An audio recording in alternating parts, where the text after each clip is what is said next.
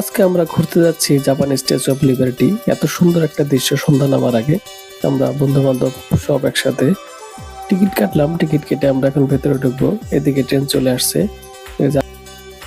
এইদিকে আবার জাপানিজরা এই ট্রেনের উল্টাইয়া পাল্টাইয়া ছবি তুলতেছে, হয়তো এগুলো তাদের কোনো ক্লাসের কোর্সের পড়াশোনা। আবার এদিকে যে ট্রেন আসে যে আমার কোটিপতি বন্ধু দুষ্টামি করতেছে, পাও দিয়ে খারাইছে। এখানে যে আগে নামুন পরে উঠুন, না আগে নামুন পরে উঠুন। হ্যাঁ, বলতে আমরা পৌঁছে গেলাম আমাদের নির্দিষ্ট গন্তব্যে। তো ঢুকে আমরা এত সুন্দর একটা পরিবেশ দেখলাম। আকাশ ছিল নীল এবং এখানে আশেপাশে প্রচুর গাড়ি, সব দামি দামি গাড়ি।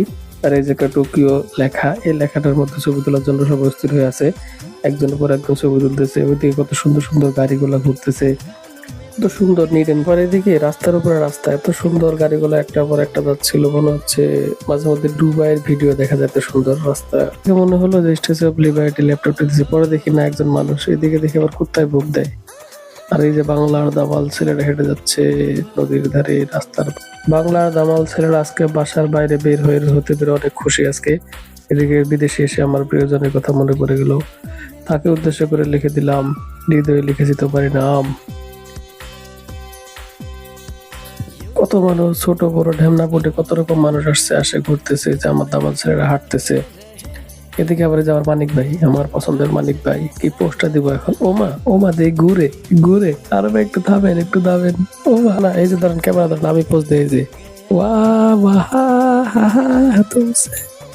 এদিকে আমাদের এটা বীজ ঘোরা শেষ। এখন আমরা যাচ্ছি সেই কাঙ্ক্ষিত জায়গা, যেটা আমাদের স্ট্যাচু অফ লিবার্টি হাঁটতেছি। এটা ছোট ছোট ভাবলাম স্ট্যাচু অফ লিবার্টি আসলে অনেক সুন্দর। এটা 3টা খন্ড ছিল, 3টা খন্ড এখানে লাগে। আমার এই যে মানিক ভাই আমার ফোন নিছে, এই যে আমার এখন খুঁজে পাবে না, সানগ্লাস লাগাইছে আমার খুঁজে পাবে না, এই যে হাওয়া পাইছে। তারপরে এখন এই যে ঘোরাঘুরি ছবি তুলতেছি আমরা। এখন ছবি তোলার জন্য আমি সেরা।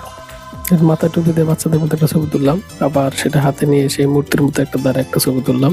আবার এদিকেও মাঝে ডিস্টার্ব করে, কত মানুষ হাঁটাহাঁটি করতেছে, অনেক হাঁটাহাঁটি এবং ছবি তোলার পর আমাদের ক্ষুধা লাগে। এবং আমরা খুঁজতেছিলাম যে এখানে মুম্বাই হোটেল একটা আছে, সেটা আমরা খুঁজতেছিলাম। এখন বন্ধুরে বলতেছিলাম যে মুম্বাই হোটেল খুঁজে পাই না, 7তলা 5তলা দৌড়াদৌড়ি করতেছি, হোটেল আর খুঁজে পাই না। শেষ পর্যন্ত আমরা মুম্বাই হোটেলে এসে পৌঁছে গেলাম এবং ভেতরে দেখি অনেক সুন্দর একটা পরিবেশ এবং সেই পুরোনো দিনের কিশোর কুমারের গান বাজতেছিল ভিডিও সহ। আমরা এখানে বসলাম, খুব সুন্দর একটা পরিবেশ। এখান থেকে পুরো বিল্ডিং এর যে ভিডিও দৃশ্য খুবই সুন্দর। আস্তে আস্তে সন্ধ্যা, আমার বন্ধু জাহেদ খুব উল্টা পাল্টা দেখতেছিল কি খাওয়া যায়। আসলে এখানে এসে আমরা অনেক লাভবান, যে কি খাই আর না খাই। অবশ্যই জিনিসের দাম এখানে বেশি, যেহেতু এত সুন্দর পরিবেশ। তো সর্বশেষ আমরা খোঁজাখুঁজি করে আমরা মটন বিরিয়ানি অর্ডার করলাম। একটা মটন বিরিয়ানির প্লেট ছিল আমাদের 2200 ইয়েনের মতন, অর্থাৎ খুব ভালো ছিল। আমরা সবাই খাওয়া দাওয়া শুরু করলাম।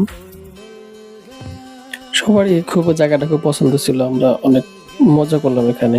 এবং ওই যে ভিডিও গান বাজতেছিল সাথে সাথে। এবং কি আমাদের খাওয়া দাওয়া শেষে আমরা বিল পরিশোধ করে এখানে চলে আসলাম। এখন আমাদের যাওয়ার পালা। আবার এদিকে আস্তে আস্তে আমরা এনিমির একটা দেখা পেলাম, সেটা হলো যে এখানে রোবট অনেক বড় করে বানিয়ে রাখছে এবং এখানে ইলিউশনের মাধ্যমে পুরা বিল্ডিংটাতে ইলিউশন করছে। খুব ভালো লাগতেছিল ব্যাপারটা।